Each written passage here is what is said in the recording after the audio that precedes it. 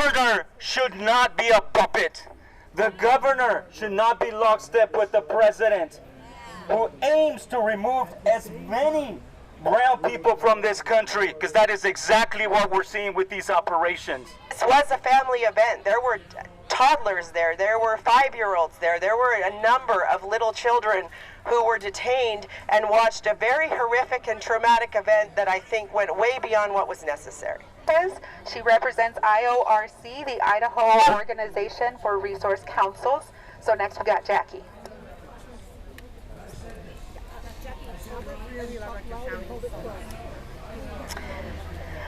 Back in 1986, under the Ronald Reagan administration, the Immigration Reform and Control Act, often called the Amnesty Act, gave many undocumented individuals, including my father, a chance at stability. It wasn't a guarantee, but it was an opportunity. And for many families like mine, that word opportunity meant everything. For nearly 40 years since the act passed, we've been told that America is the land of opportunity. We've held on to that belief even as the pathway to citizenship has grown narrower and more uncertain. Many thought the Amnesty Act would open doors. Instead, it's marked the beginning of decades where those doors have slowly closed. My father, like so many others, took on the work others refused to do. Long, grueling hours in fields and ranches across eastern Idaho. Despite being provided basic housing, he worked 16-hour days, 6 days a week, earning $1,100 a month to support a family of 4 and our horses. That was the night.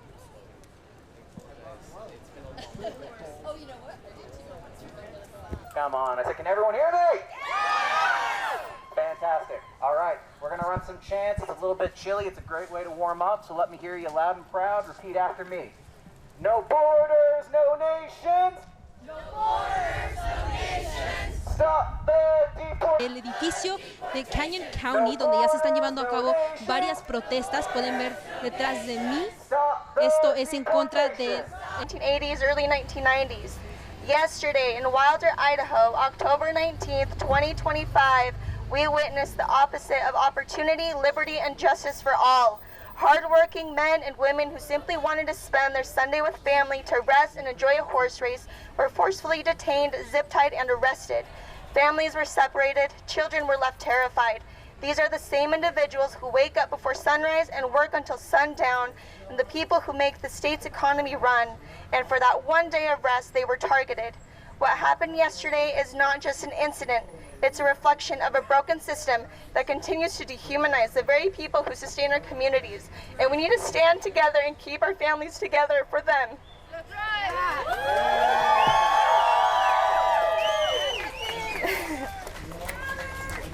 Okay, going in Spanish now.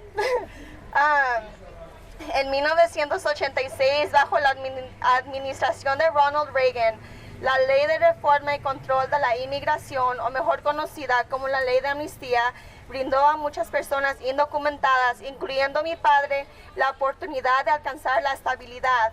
No era una garantía, pero sí una oportunidad. Y para muchas familias como la mía, esa palabra, oportunidad, lo era todo. Durante casi 40 años después de la aprobación de esa ley, nos han dicho que los Estados Unidos es la tierra de las oportunidades. Nos hemos aferrado en una creencia incluso cuando el camino hacia la ciudadanía se ha vuelto más incierta. Muchos pensaron que la ley de amnistía abriría puertas. En cambio, marcó el comienzo de décadas en las que esas puertas se fueron cerrando poco a poco. Mi padre, como tantos otros, aceptó el trabajo que otros no querían hacer, largas y agotadoras horas en campos y ranchos por todo el estado de Idaho. A pesar de contar con un hogar para vivir, trabajaba 16 horas al día, 6 días a la semana, ganando solo $1,100 al mes para mantener a una familia de 4 y a nuestros caballos. Ayer en Wilder, Idaho, octubre 19 del 2025, presenciamos lo opuesto a la oportunidad, libertad y justicia para todos. Hombres y mujeres trabajadores que simplemente querían pasar el domingo en familia, descansar y disfrutar de una carrera de caballos, fueron detenidos a la fuerza, atados con bridas y arrestados. Separaron a las familias y a los niños quedaron aterrorizados. Estas son las mismas personas que se despiertan antes del amanecer y trabajan hasta que oscurece. Las personas que hacen funcionar la economía de este estado. Y por eso y por ese único día de descanso fueron perseguidos. Lo que ocurrió ayer no es solo un incidente, es un reflejo de un sistema roto que continúa deshumanizando a las mismas personas que sostienen nuestras comunidades. Gracias. For everybody that's here, thanks for making it out last minute. Thank you for all the volunteers that are here doing the work of keeping everybody safe. And we just want to say what ranges the community. So here in Idaho, you standing with us makes a big difference, especially. This is Jackie Vasquez from IORC. We will have one speaker left in the lineup, but we do have a bonus speaker after that. We also would like to just point out that we usually have, when we have protests and gatherings, we usually have police who are here to protect us. They did not come today.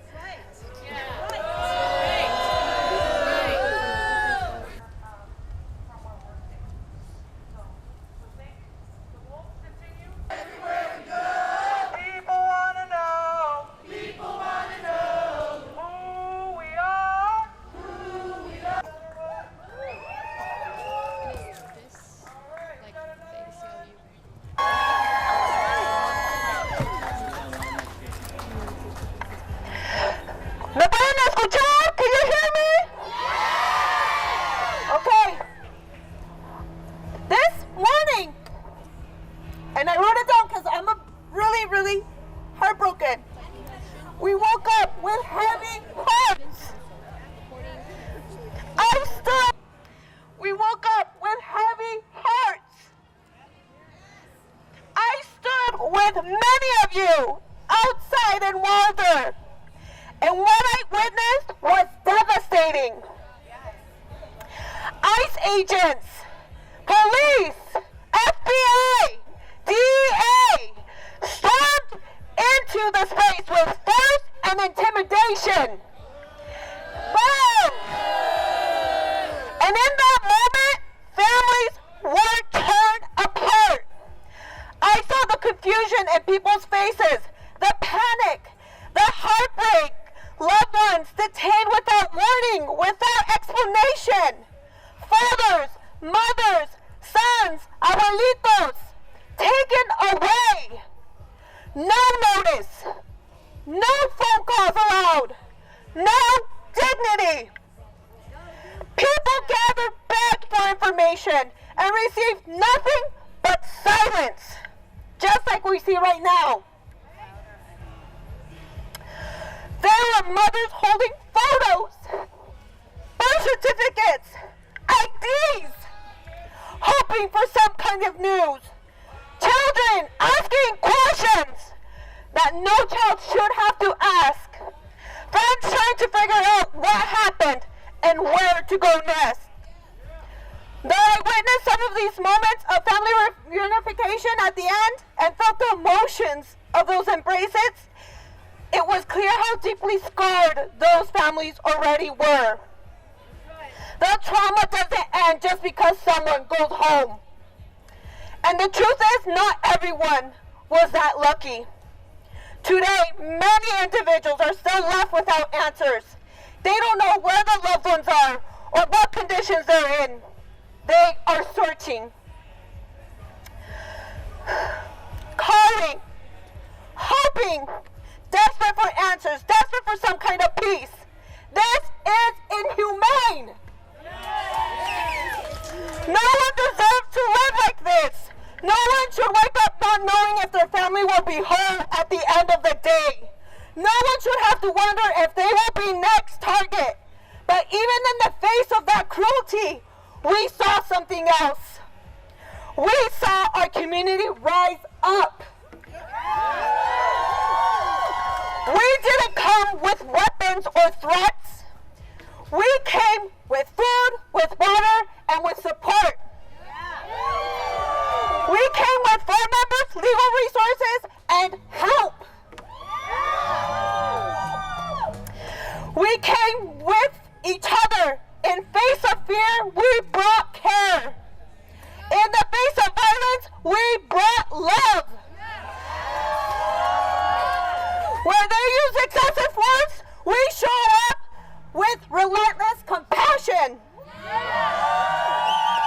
Where they militarize, we organize. Where they try to terrorize, we build community.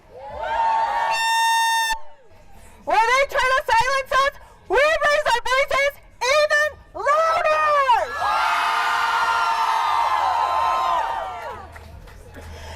They underestimate us because we're not afraid and we're not backing down. We're rooted in love, in justice, and in each other. We will continue to fight for the release of our loved ones, and we will continue to build systems of care, protection, and resistance, because that's what our people deserve. To those taken, we see you. We love you. We're fighting for you. To the families left behind, you are not alone. We are standing to you. And to this system, we are watching, we are organizing, and we will not stop.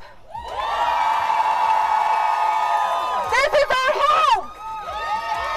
This is our people.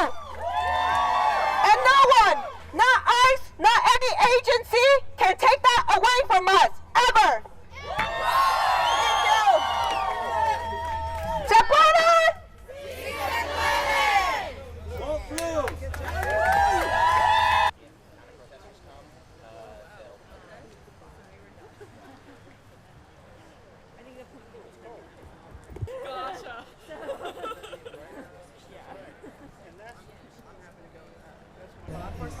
They were in military uniforms. It looked like the National Guard. So that would be my guess. I can't say absolutely. I do have videos of them, so I have quite a bit of evidence of when they were shooting. They formed in line formation, but they were all in military uniforms. And, sorry, I don't want to jump ahead of others, but do you have any information about whether DHS and ICE and these other groups were there with the FBI on the FBI's warrant, or was there a separate warranted operation going on? I do not have absolute information if they were there on the FBI's. If y'all end up being like, hey, my man's being arrested, just ask them if they're nice folks around. Yeah, I was there.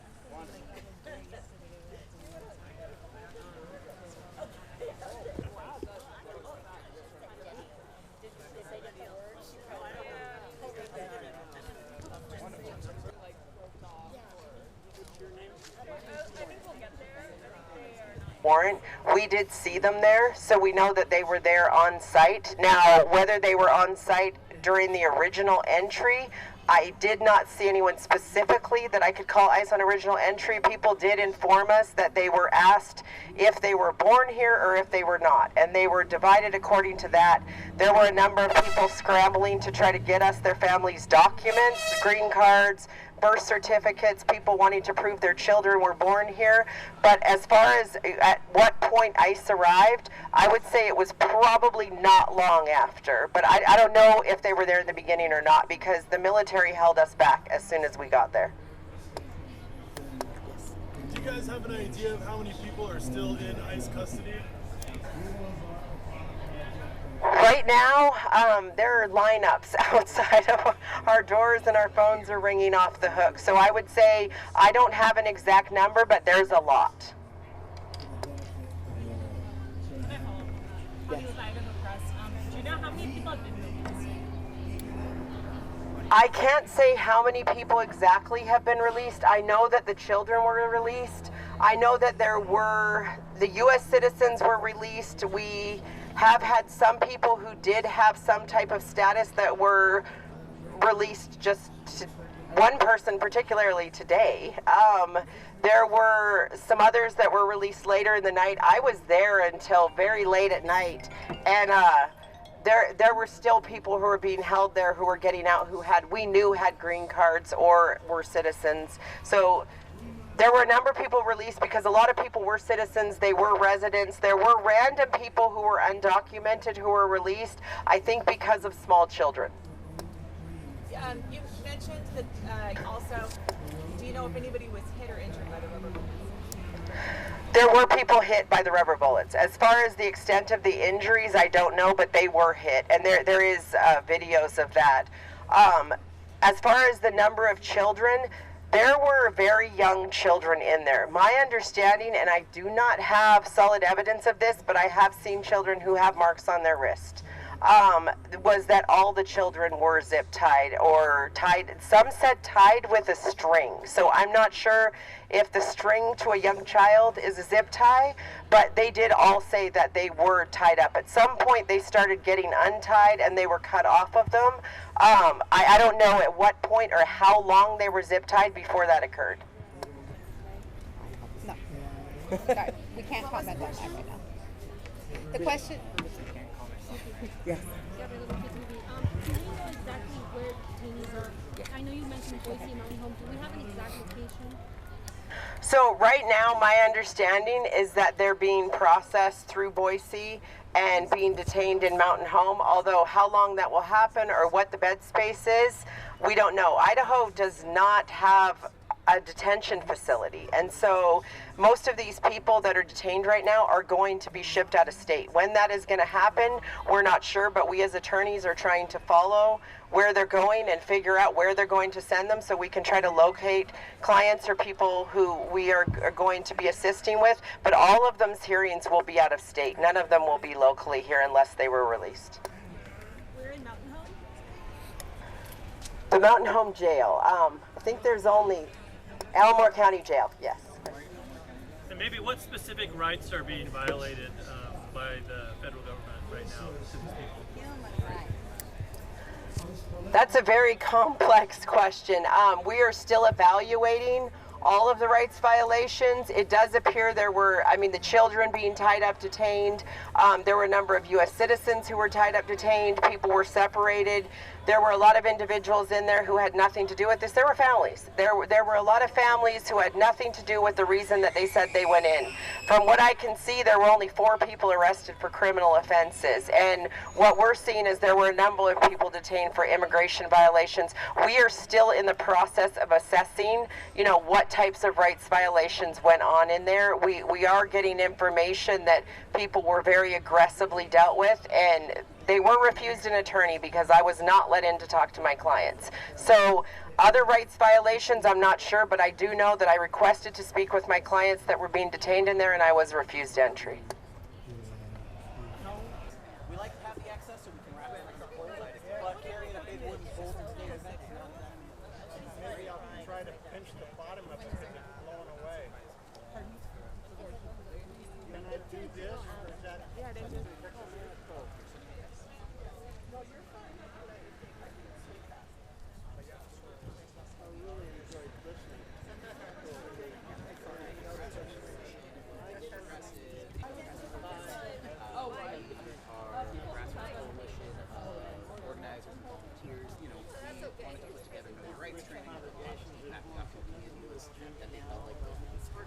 So we said, okay, we know that Know Your Rights